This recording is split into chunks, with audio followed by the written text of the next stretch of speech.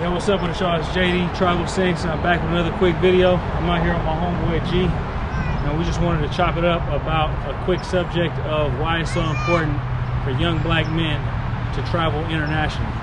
And first and foremost, I want to just say that traveling internationally has completely changed my life, and it's completely changed my perspective. And I think the changing of the perspective and opening up your perspective to have a broader perspective is probably my #1 reason why I think that it's important to travel the world as a young black man. I started traveling at a young age, started really traveling heavy internationally around the age of like 25, 26, actually probably about 26. And he's done some extensive traveling himself, different parts of the world, but we've taken a couple trips together. And what would you say your #1 reason, or just go off the top of the head, what would you say is it? #1 reason why you need to travel? It's similar to what John said. It's like changing up your perspective. I feel like when you're in a certain environment for so long, you got to kind of get conditioned to thinking that way and seeing things a certain way.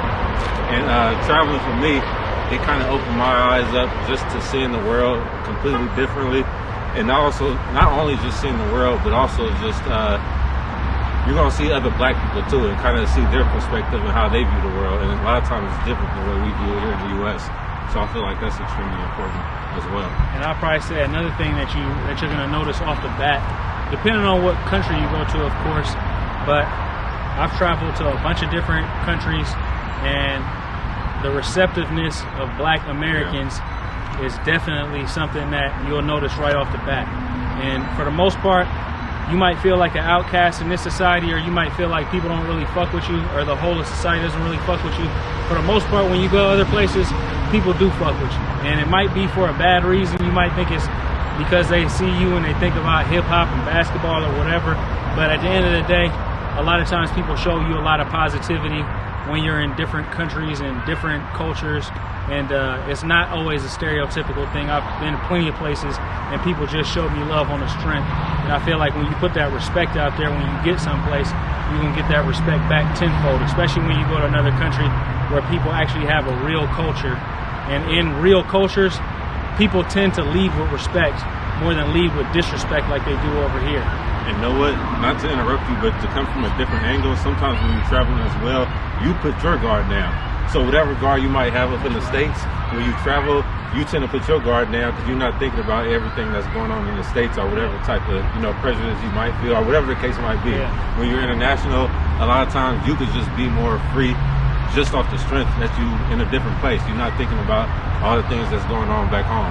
You're willing to be yourself, you know what I mean? Because a lot of times we kind of get, a lot of times we get mad about like people putting us into a box, but a lot of times we put ourselves into a box. And we feel like we have to live up to this certain standard of society, that the way that they view us, opposed to just being ourselves and going into the interests that we're into, or maybe listening to the music that we like to listen to, or fucking with a certain type of female that we like fucking with. And that ties, I keep interrupting you, but that ties into just being self-accountable. You know what I mean? Because I feel like you always got to deal with anything you're going through, deal with it from within.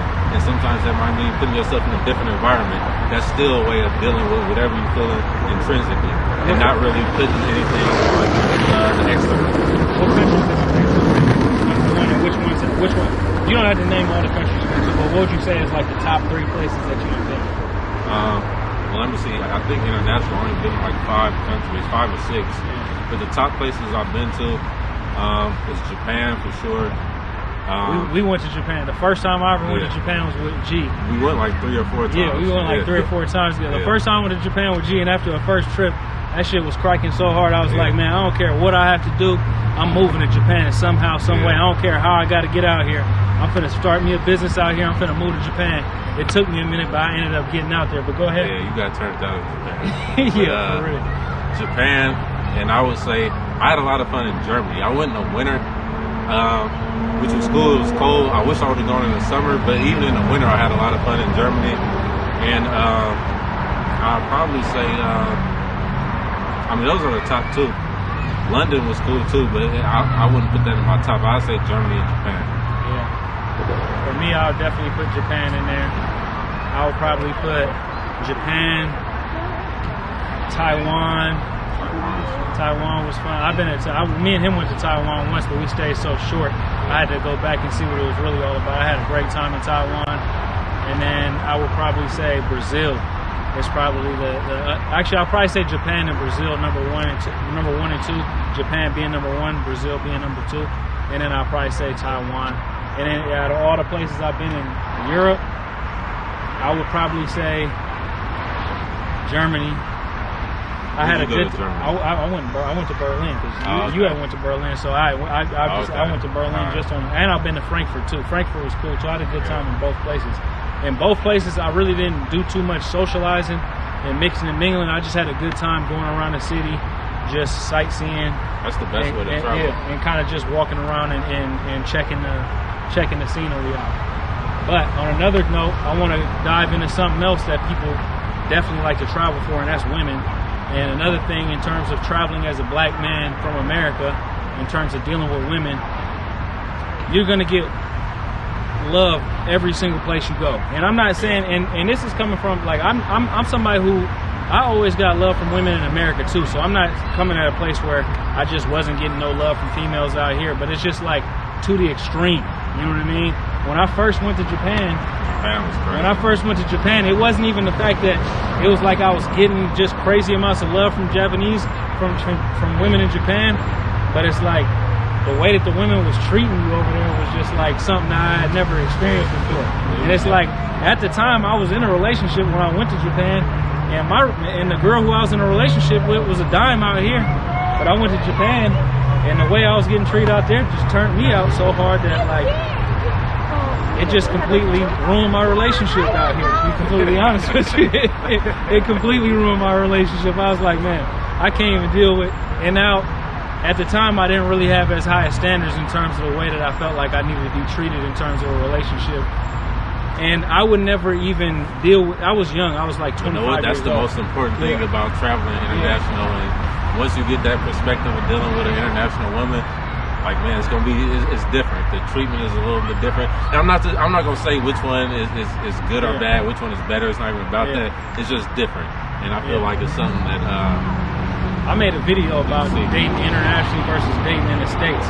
And there's pros and cons to both. I'm not gonna sit here and say like it's way better dating internationally and you shouldn't be messing with American women at all, because my girlfriend right now is American. So, but at the same time, going abroad and seeing different cultures and seeing how different women treat men in other places versus the standard for women treating men in this country, it raises your standards up. So even when you come back here, even if you're going to get married to a woman in the United States, if you've done a lot of traveling abroad, your standards are so much higher for the way that you want to be treated that you're not even willing to accept the typical American woman's way of trying to dominate the relationship or just kind of overstep their boundaries in terms of the way that they treat you and their demands and shit like that. Because overseas, I would say more so it's more so the way that the women treat you is that the men are the prize and that they have to be doing everything they could do to keep you. And here I would say it's more vice versa in terms of men just doing whatever it takes to get a woman.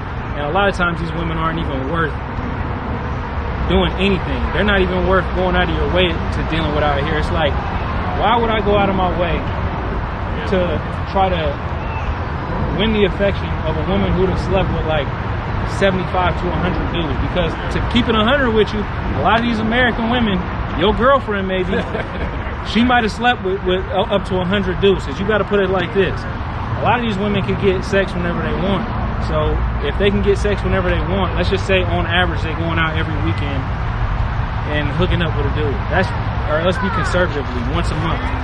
Once a month, a different dude, once a month. That's 12 a year times 10 from the ages of 18 to 28. That's what? 10 times, that's 120. That's easy, you know what I mean? Like, that's lowballing in my standards. So anyways, that's just one thing. So in terms of like trying to win over the affection, it's more so you flip the script, and even when you come back here, your standards is more so, what are you going to do to impress me? Because at the end of the day, I know my value and I know my worth as a human being.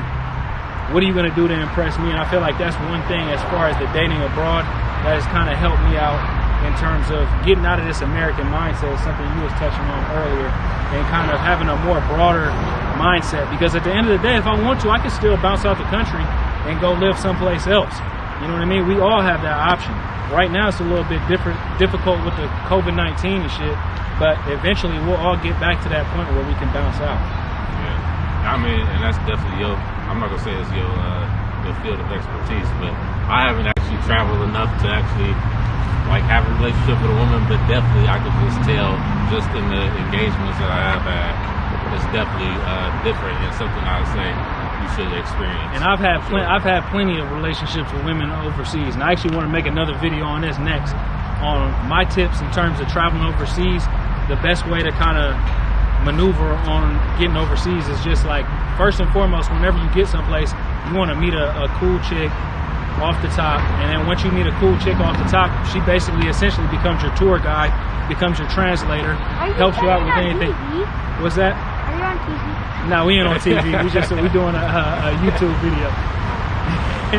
But anyways, guys, it's getting dark out here. We're gonna finish up this workout, but I just wanted to make a quick little video with the introductory of why black men need to travel and travel at a young age, preferably. I started at 25, 26, really traveling heavy. I started traveling earlier than that internationally, but really heavily traveling around 25, 26.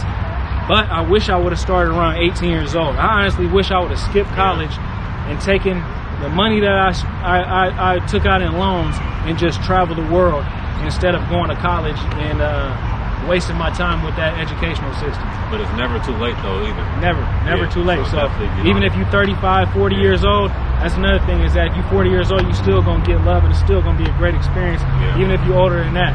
But anyways, guys, I just want to make a quick video. It's getting dark out here, and I wanted to make sure I finish up this workout. I'll highlight you guys later. Peace. Oh yeah, one more thing. Make sure you check out my homeboy G's channel too. Yeah, Chasing Success After Prison. But I'm pretty sure John will leave a link in the description, so check it out.